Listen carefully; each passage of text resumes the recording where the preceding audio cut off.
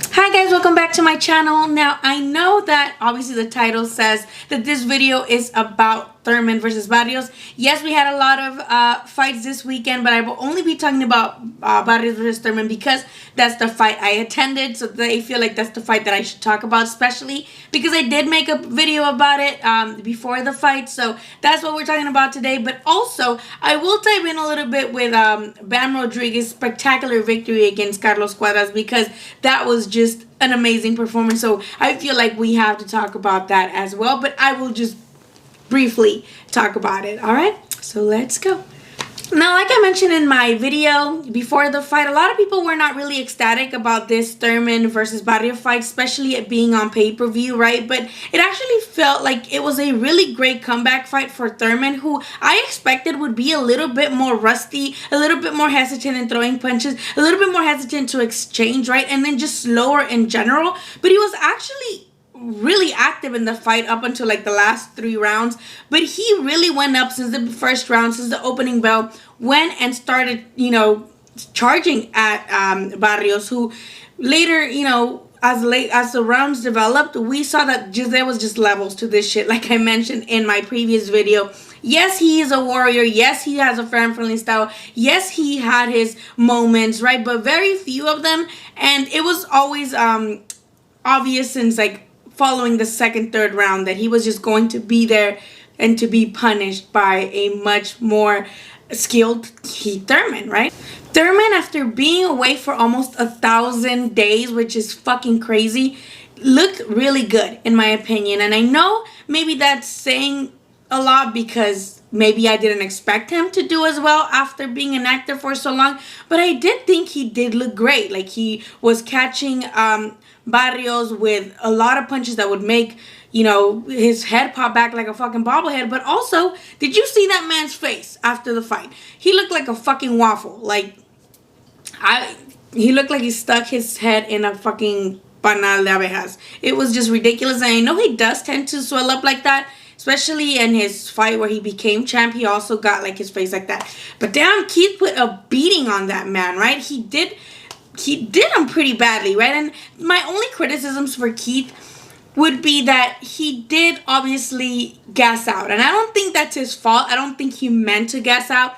But we see this pattern, right? We saw it when against Danny Garcia, where, like I mentioned in my last video, he kind of took the last rounds off. And if he hadn't done that, the fight wouldn't have been as close as most people thought it was.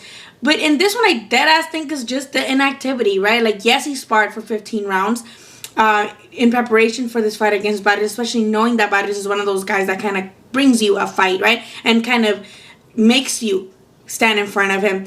But one thing is sparring and one thing is actually being in the ring with a guy who's actually trying to hurt you, right? So he did gas out, and if I could give Barros any rounds at all, it would be those maybe last 2-3 rounds where he was able to catch Thurman against Rose, because Thurman was obviously tired. He was gassed. Now, as we know, Barrios did catch Keith with a body shot, a left hook in the 8th round, I believe, where Keith was obviously invisibly hurt, where he was against the ropes, took the hook to the body, and kind of, did that thing that he always does where he... And probably my biggest criticism to Barrios, besides him just not being at the skill level of Keith, I just don't understand why he didn't go to the body. I don't understand why his opponents don't just... I mean, I'm pretty sure now, most likely, if he faces a Crawford or a Spence, I doubt they won't do this, but more on that later. I don't get why, after seeing that maybe his current approach wasn't working to be able to successfully land or hurt Thurman, I don't know why he didn't just give it his all to go to the body and give all his efforts to investing in Keith Thurman's body, given that Thurman has been hurt by Collazo, he's been hurt by Porter, he's been hurt by Manny Pacquiao to the body, right? These are things that us, the fans, are probably tired of yelling at the screen at a Thurman opponent. It's like, bro, go to the body, especially after he landed that hook in the 8th round that he hurt Thurman enough for him to have to take a deep breath and take his mouthpiece out. You would think that Barrios would be, hey, I think I just kind of hurt the dude and made him uncomfortable. Let me take these last rounds, see if I can further attack him to the body, and maybe that will bring me a little bit of success. Maybe that will slow him down enough for me to get something in there, right? Especially in the later rounds. But I guess it's easier said than done, you know. Even though Barrios did have a slight longer reach advantage and it was visible during the fight, he had to really get closer to land those punches. But he was never able to properly attack Keith to the point where Keith was hurt or Keith was, not in control of the fight. Now, post-fight, Thurman actually said that he gave himself like a B- or a C for his performance. I would give him a B plus, given again the circumstances that he was out for so long. I think he dictated the pace the entirety of the fight. He was able to just not let Barrios in.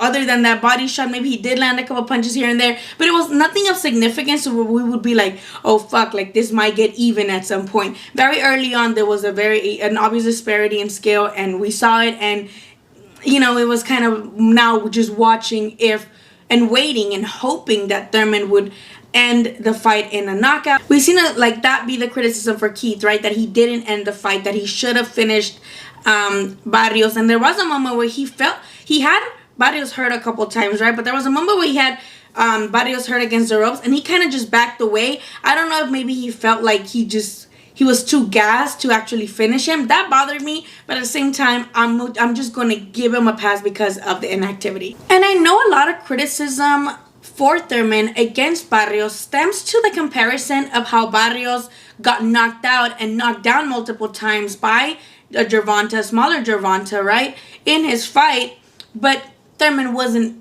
able to put down Barrios. He hurt him, but he never hurt him enough to where Barrios got, floored, or obviously he didn't stop him. So that's where a lot of the criticism comes from kind of expecting Thurman to end the fight because a much smaller Gervonta Davis was able to put Barrios in the canvas multiple times and then eventually getting a knockout victory. However, I do feel to an extent that is comparing apples to oranges, because we know Gervonta for his power, right? We know him for the person who who has the power to do those type of things, to floor motherfuckers, right? Like, we've seen his highlight reel. We're no strangers to the type of power that Tank David seems to have. Not only that, but he also had 8-ounce gloves when he fought Mario Barrios, right? So he had 8-ounce gloves. Keith had 10-ounce gloves, right? Keith hasn't knocked anybody out since Obama was president. I also think it's comparing apples to oranges because Barrios did have some success against Gervonta Davis, especially in the first 6 rounds, right? He was able to utilize his size advantage against a much smaller Gervonta, right? And now looking back at it, it made me seem that that's why he was able to have success, because of his longer reach, because of his height, right? That's why maybe Tank, coming up in weight, wasn't able to be as dominant early on. And it was more of a, breaking him down. But Thurman also broke Barrios down pretty badly, and again, his face showed it. Maybe he wasn't able to drop Barrios the same extent that a Gervonta could have, but he definitely gave him a bigger ass whooping, and he's gonna feel that for the couple weeks. Now, moving on to, people expecting Keith to go on and fight Crawford or Spence, or not wanting him to face either of those guys, because I know most people were pretty content with his performance, saying, hey, for a guy that's been out of the ring, he did pretty well, right? And he feels like he could still contend and make fun fights in the division, right? He proved that he's still kind of, maybe not a threat, but he's definitely an opponent that would make things interesting, right? That was mostly the consensus on social media. However, there's a lot of people who I feel like will use Keith as like a kind of a scapegoat as to why Spence and Crawford aren't fighting. And I just want to tell y'all, like, these guys have not fought each other this long. These guys had this whole time while Keith was gone and injured to fight each other, and they didn't. Maybe now they will, that Crawford's a free agent, but I don't think that Thurman should be the guy who's blamed if it doesn't happen, or if either guy chooses to fight Keith as opposed to each other. I don't think that it's fair to blame Thurman for that, especially when he's just trying to come back and make himself a name in the division. I don't think that's his fault, right? But I would like Thurman to take up maybe 1 or 2 more types of fights like this, right? Against maybe B-level opposition, the PBC B level guys, right? Like, not jump in to a fight immediately with either Spence or Crawford. I know Spence versus Ugas is reportedly coming in April in Arlington, Texas. So I don't think that fight will happen. But I hope that he doesn't take the Crawford fight next, simply because I feel like he still needs time to get that ring rust off, right? He did grade himself a C plus, a B minus. Then he should have a performance to where he feels like he's at 100% and have his, 100% A plus performance to where he can be like, okay, now I'm ready for the champions, right? And he did mention that in the post-fight presser where someone did ask if he were to take those fights immediately, and he said he'd rather take a couple fights or one fight at least before that, and I really hope he does. I know a lot of people say, well, it's a payday, so he might take a payday, but I think that would be the same mistake he took against Pacquiao. Obviously, no one's going to turn out a Pacquiao fight, but also it's just like, would you rather get the money or actually make, fight at 100%? And I also feel like that would be beneficial for either Crawford or Spence if they fight Thurman, right? If we see Thurman fight another credible opponent, a better opponent than someone like Barrios, and look good, then we could be like, okay, now that's 2 fights where he looks good. And of course, there's only room for improvement after being laid off and shaking off more of the ring rust, like I mentioned. So it would be better if Crawford beats a Thurman who looked good for like 2-3 consecutive fights before now, right? Like if they were to fight next, people would say, well, Thurman was still kind of washy-washy, right? So then I don't want that to be the case. I want these fights in the welterweight division, even if they're happening late when these motherfuckers are already in their 30s, I'd rather still both of them be at their 100% as opposed to having little nitpicky things. Does that make sense? Lastly, I do feel like a lot of people, Mexican boxing fans specifically, are kind of being ridiculous going to Mario Barrios and telling him that he should join the Canelo team. He should go to Eddie Reynoso, to dump Virgil. And that's a thing on its own, right? Like, Virgil Hunter has not been in a winning side for a while. But every time a fighter loses, they want to send him to Eddie Reynoso. Like, he's kind of has like this factory where you put a guy in a fucking panel and they press these buttons and he comes out a whole new fighter with their issues fixed. I don't think that's the case, and I don't think there's a lot that maybe Barrios would improve on. I think this is just who he is. And while I wouldn't have gone for someone like a unified former champ as my first dive into a new division, did he hold his own? Yeah, you can say he held his own, but I wouldn't give him more than the last 2 rounds, right?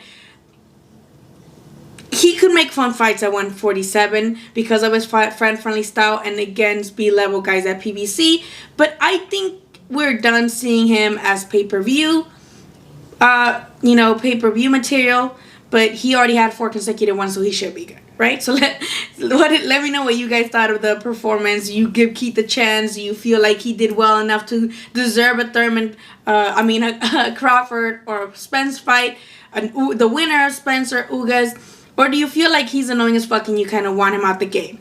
Let me know, but let's move on to the undercard. Now in the co-main event, we had Leo Santa Cruz doing what Leo Santa Cruz does, and that's just go to decision and just throw a whole bunch of fucking punches. And while it is fun at first, right, like to see all these putazos flying in the air, it does get old when it's just, like if Leo just had a little bit of power behind those punches, he would be a bigger threat, a better show for the fans besides just talking popping robots, which again, it's fun to a certain extent, right? Because you know that it's not going to end in a knockout. So roast me if you want to in the comments. It does get a little bit old. But I'm not taking anything away from him. It was a nice, dominant performance after being knocked out by Gervonta and also being inactive himself. That fight was in, October 2020? So for him to come back and have such a dominant performance against a reputable, decent opponent, I'll give him that, right? I don't understand why the fight was 10 rounds if it was for like a title, because he had a title, right? Was that a hanky-panky belt? Or is that still his 126 belt? I don't even know anymore with all these fucking belts going around and all these guys jumping up and down weight classes. Do they keep it? Do they not? Was that for the belt? If it was, why was it 10 rounds? I don't know. If you do, please let me know why. I want to know. But hopefully now, since they both got losses, maybe he now can fight Gary Russell, right? Give us that fight. or at least someone else that is a good opponent, not just, just. No, I didn't watch either of the Ramos fights, so I'm sorry about that. I went to go get a beer and some popcorn and a pretzel. But I did watch Nery open up the card, right, the pay-per-view card, and I was very intrigued. I told my friend, like, hey, we got to get there at least to see Luis Nery, because you never know how a fighter's going to come back, right? And this card was basically just all dudes coming off losses. It was a pay-per-view of all dudes coming off losses, right? But I was intrigued to see how Nery was going to look, right? Because Nery was kind of a little bit of a weight bully, like in the lower weight classes, and then he got up, and we saw what happened with Figueroa. But this was a pretty good performance. I feel like he did well, but I didn't. The scorecards were pretty close. I just feel like he kind of got off the gas in the middle rounds, right? He did drop his opponent, Carlos Castro, I believe his name is. He dropped him in the first round, and he was catching him with some good shit. But then eventually he kind of stepped off the gas, and he gave Castro a chance to get back at him, right? And he was landing some good punches of his own. But Nery felt really confident there, and you could see that he was confident. Él estaba haciendo caras, right? He was making faces at Castro. He was kind of doing little dances in the ring. He was doing this thing where he got like really low also, right? And I really wish Castro would have used his reach advantage to be able to kind of punch down on him, right? As he was like super low y darle un pinche sentón, right? Make him sit on the canvas por andar el payaso. But also, he just couldn't. And every time we say something like that, especially like, oh, well, this fighter, why didn't he do this? Same while we say, why didn't Barros go to the body, right? We got to give props for the opponent, that they're trying to do that to, because there must be something there that they didn't like, that they felt that they didn't like, that kind of enabled them to try to do that, right? Where they kind of thought twice about it and were like, maybe not, right? So maybe Nery's power was just the strongest that Castro had faced, and he didn't like those counters that Nery was pushing back, right? But it was a close fight, and I do feel like Nery maybe, he will do better in this division. I don't know, but it was a good performance for Nery. He did look good. He did look fluid. He did look confident. He kind of showed us a little bit more there, not just some guy who's going to come in and knock you out. But I really wish he would have not been as payaso and actually been trying to, be more dominant in his performance, because he was acting like he was being dominant. He did look good. I'm not saying he didn't look good, but I think he let the fight be closer than maybe it should have. But let's see what he does. It is a stacked division, and I'm excited to see how he's going to develop, especially after losing to Figueroa, right? Coming back. Now he's back in the mix, and I'm excited to see him against an even better opponent for his next fight. Now, lastly, I said I need to mention this. I need to mention Bam Rodriguez's knockout over Carlos Cuadras. Now, if you follow me on social media, you know I love Carlos Cuadras. He's probably one of my favorite fighters just because of his mannerisms, just because of his charisma. He's fucking funny, right? I love when he says, te voy a dar tu medicina. Right? I love that guy. But it was a nice, sweet moment, right? Kind of a passing of the torch moment. I'm not sure it was sweet for him, but it was a nice, as for the boxing scene in general. It was kind of a passing of the torch thing, but I really feel like Bam Rodriguez really set the bar, right, high, because he kind of took this fight on late notice. Yes, he was supposed to fight this weekend anyway, but he kind of took that fight on late notice that it's two weight classes higher against someone. Yes, Cuadras has been down before. Yes, Cuadras is not like the, most defense-oriented dude, right? He's a Mexican guy who stands in there. But he is a former champ, and he did drop El Gallo Estrada, right? Like, in their last fight. So, he's still a guy, and every time you see a guy who's on the come-up fighting someone that's a veteran, there's always still that, like, oh shit, like, maybe it might be too much too fast, especially for a guy who usually fights 2 divisions under, right? Especially when the guy is 22 years old and he literally looks like a fucking child, right? But no, he actually did so well, and of course it wasn't like a blowout. He didn't just blow Cuadras out of the water, especially in the middle rounds where it was kind of unknown territory for Bam to be in the distance like that, especially against someone as busy as Cuadras. But his performance was beautiful, man. I believe it was the second or the third round where he landed just this magnificent uppercut on Cuadras that it was just, I'm gonna have to put on slow motion here somewhere because it is just the wet dream for boxing fans. The way he moved, he kind of like pivoted and landed the uppercut as Cuadras was just turning around. It was for a 22-year-old who, yes, he's had like really good knockouts, but hadn't faced anybody in the opposition like Cuadras. That was a really good fucking shot. People are already calling him the Mexican Lomachenko, which I wish they wouldn't, whenever someone does something good, they just compare him to Lomachenko. I wish they would let these guys become their own individuals and just praise them off their own talent and their own skill as opposed to just immediately comparing them to someone else, right? But goddamn, like, that kid, I saw him in Fresno at the Mikey undercard and I was very impressed. I saw him in Texas for the Mikey, I think that was the first time I saw him, for the Mikey and the Jesse Vargas undercard, and that kid he always impressed me, right? But this is on some new level shit. I really appreciated him taking this challenge and kind of, taking that risk because goddamn it paid off. He is the first champion of the years 2000s, and that makes my back hurt. That makes me feel old just saying that out loud. I feel old, but congrats to him, right? Congrats to RGBA for their 14th champion, I believe. Congrats to San Antonio for another champ, right? And I know this makes this a little weird because I know his brother, Franco, what's his name? Joshua Franco, right? He does have a belt in that division as well, the one that he got against Maloney, right? So that does make you kind of like, is this another Klitschko brother situation, but like in the lower weight classes, what's going on? So it does kind of make it a little like, so who's going to fight the winner of Chocolatita Martinez now, or who's going to fight El Gallo when he comes back? It does make it a little bit like, what's going on?